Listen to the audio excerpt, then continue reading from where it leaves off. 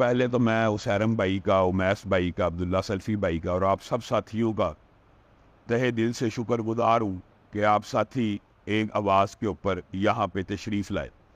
آج آپ نے مرکز دفتر جمعیت کے کمپلیکس کو دیکھ لیا ہے اور انشاءاللہ میں امید رکھتا ہوں کہ آپ مسلسل مستقل یہاں دفتر کے ساتھ، جماعت کے ساتھ رابطے میں رہیں گے۔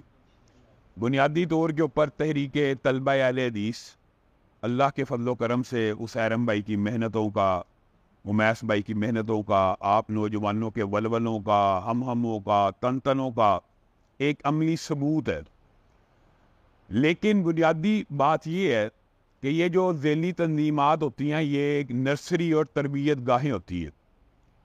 آج تحریک طلبہ کے جتنے نوجوان ہیں کل کو وہ اہل حدیث یوتھ فورس میں ہوں گے، اہل حدیث یوتھ فورس کے جتنے نوجوان ہیں وہ کل کو جمعیت اہل حدیث میں ہوں گے۔ تو یہ ایک تربیت گاہ اور ٹریننگ کی نرسریاں، بلکہ اسیرم بھائی سے کئی دفعہ بات ہوتی ہے کہ جو تحریک طلبہ کے ابھی بھی آپ سمجھتے ہیں نوجوان کام کرنے والے ہیں ان کو یوتھ فورس میں بھیج دیں، بلکہ اگر کوئی جمعیت کے لیے کام کرنا چاہتا ہے اس کو جمعیت میں لے جائیں۔ تو یہ دروازے آپ کے لیے کھلے ہیں کہ آپ جس صلاحیت کے مالک ہیں، جو آپ کی اہلیت ہے، جو آپ کی کیپیسٹی ہے، آپ اس کے مطابق کام کرنا چاہتے ہیں تو آپ کے لیے پلیٹ فارم موجود ہیں۔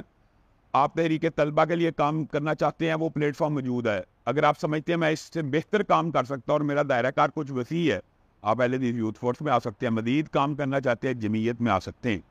بنیادی طور پہ جتنی بھی مذہبی جماعتیں ہوتی ہیں ان کے بنانے کا ایک ہی مقصد ہوتا ہے، مذہبی جماعت کا ایک مقصد ہوتا ہے، وہ یہ ہوتا ہے اپنے قوم کے حقوق کا تحفظ کرنا۔ مذہبی جماعت جس مسلک کی نمائندہ ہوتی ہے اس کا مقصد اور اس کے بنانے کا سبب یہ ہوتا ہے کہ ان لوگوں کے حقوق کا تحفظ ہوگا، ان کی مساجد پہ حملہ ہوگا تو روکا جائے گا، ان کے علماء پہ حملہ ہوگا تو روکا جائے گا، ان کے مدارس پہ حملہ ہوگا تو روکا جائے گا۔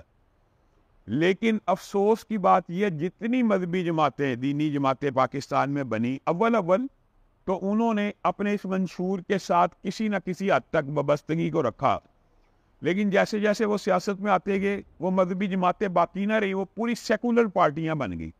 حتیٰ کہ وہ بڑے بڑے لوگ جن سے ہمیں بچپن میں امیدیں وابستہ ہوتی تھی، آج ان کے طرز سیاست کو آپ دیکھیں تو آپ کو ان کے اوپر گھن آئے گی کہ حرمت قرآن کا مسئلہ ہوا خاموش، توہین رسالت کا مسئلہ ہو خاموش، کسی مسجد پہ حملہ ہو خاموش۔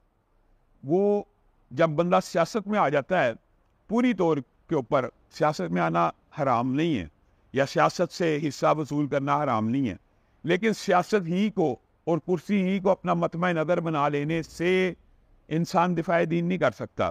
دفاع دین کا کام غیر سیاسی، یہ نہیں میں کہتا کہ جماعتوں نے زیادہ کیا ہے، لیکن جن لوگوں کے مفادات کرسیوں سے وابستہ نہیں ہیں ان لوگوں نے دین کا کام زیادہ کیا، یہ بات حقیقت ہے۔ اس کی ایک مثال آپ کے سامنے علامہ احسان اللہ ظہیر شہید رحمہ اللہ کی ہے۔ ان کے پاس نہ کوئی کرسی تھی نہ سیٹ تھی، لیکن آج بھی اہل حدیث اس بات کے گواہ اور شاہد ہیں کہ انہوں نے مسلک کے دفاع کا، شریعت بل کا معاملہ ہو، کوئی بھی معاملہ ہو، سب سے زیادہ دفاع کیا ان کی۔